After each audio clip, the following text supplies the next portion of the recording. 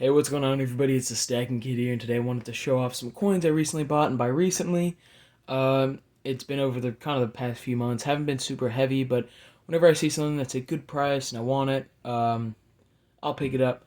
And also my recent PCGS submission results. Of course, you can already see them. For those of you who've seen my past video where I was sending them off. But let's get started at the top. So let's take a look at these.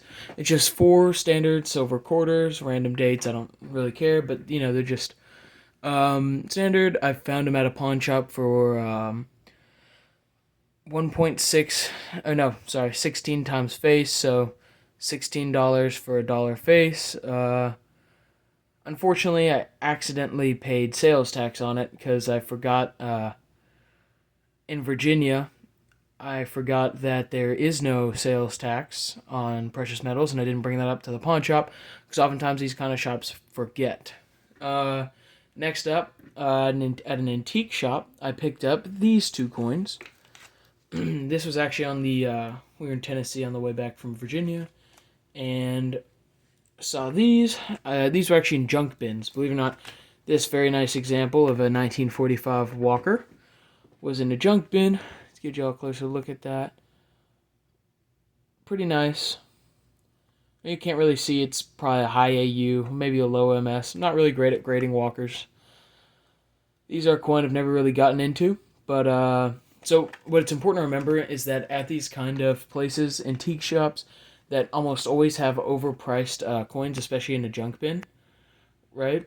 It's important to remember that their coins overpriced because they don't. Usually, it's because they don't know what they have, and because they don't know what they have and they don't really know what it's worth. Sometimes they'll accidentally put more valuable coins in it.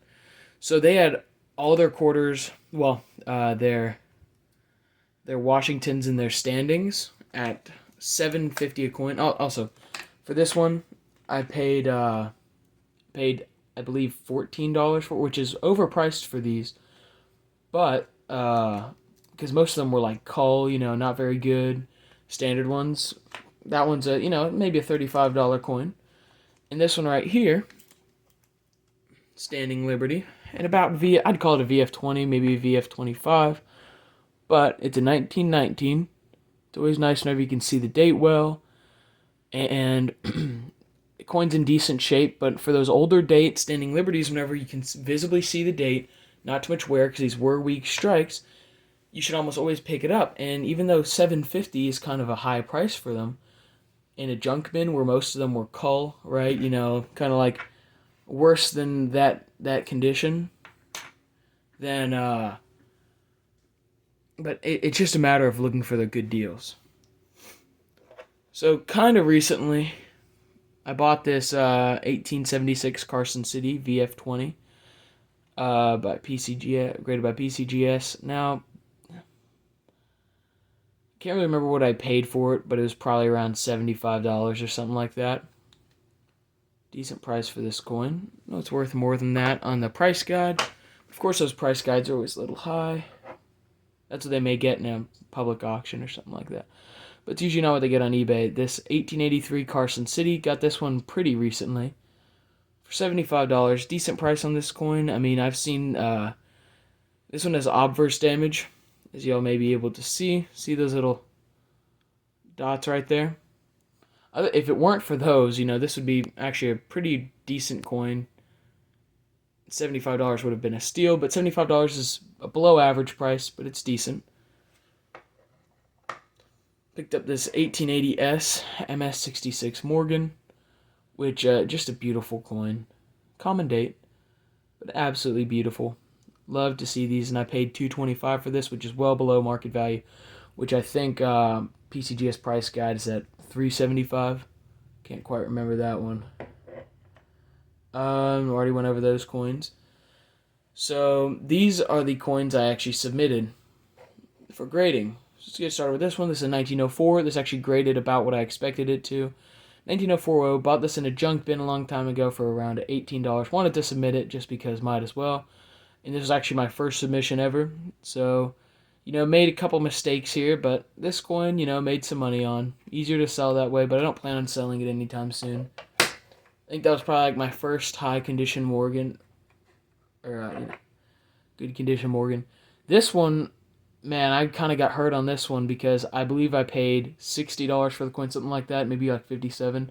1884 O MS63. This coin's a $90 coin, and when you factor in grading fees, this did not end up being a plus, right?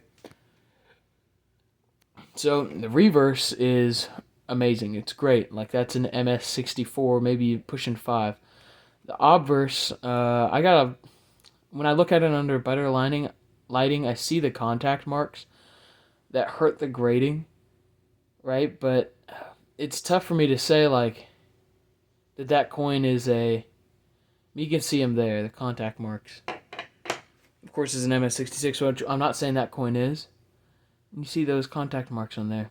For any of those who, and there's tons of people that know far more than me about grading, please inform me what brought this coin down. And I know there's pictures of it on Instagram if you want a closer look at it. But I don't know. I was very surprised that coin got that grade. Anyway, this PCGS, so this is an 1890 Carson City.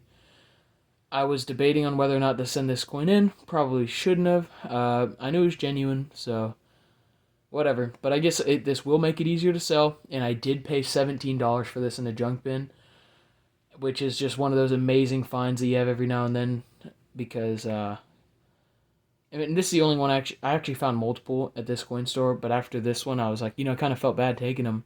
So I was like, hey, this is a Carson City coin.